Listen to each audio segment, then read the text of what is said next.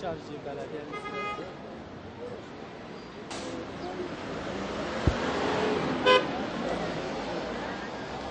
Ben olsam durmadan yapmaz.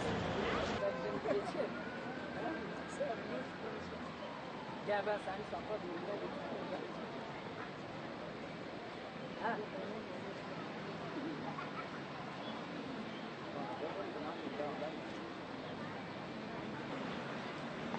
Şu bu kaldırımı kapatıyor. Milletin yolu daha dar oluyor. Zaten Van yolları daha küçüktü.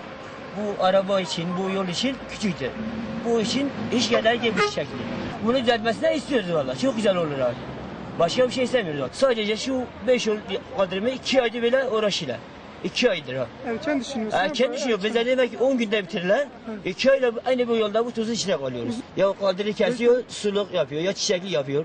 Öyle şey olmaz ya. Yayaların çok zorlu bir şekilde geçtiklerini görüyoruz. Özellikle bunu düşünün ki sakat insanlar olabilir, yaşlı insanlar olabilir. Buradan geçmekte gerçekten çok zorluk çekiyorlar. Ve bunun düzeltilmesini biz belediyeden istiyoruz. Buna karşı değiliz kesinlikle. Burada insanlar rahat gidip gelemiyor. Bu yol nihayette insanlar kullanacak. Şimdi bu bir yararı yok, zararından başka. Böyle çiçek yapılacaksa hiç yapılmasın. Yaşlısı gelip geçemiyor.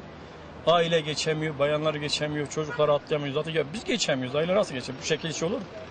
Yani memleketi güzelleştirecek de başka şekilde güzelleştirelim. Yazık günah yani.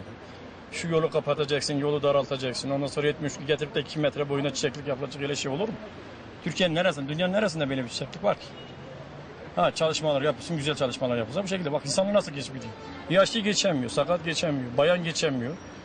Nereye gideceksin? Nasıl olur? Yoldur yani. Nihayet milletin kullandırması gereken yol değil mi yani? Kaldırım millete ait. Halka ait. Halk rahat gidip gelsin diye.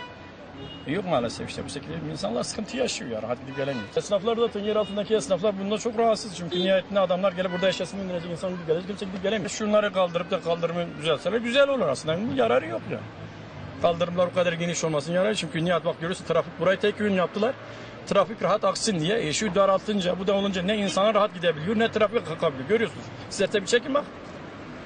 Arabada gidemiyor, insanlar da gidemiyor. İnsanlar sıkıntı yaşıyor. Madem ki insanlara hizmet verecek güzel bir şekilde verelim.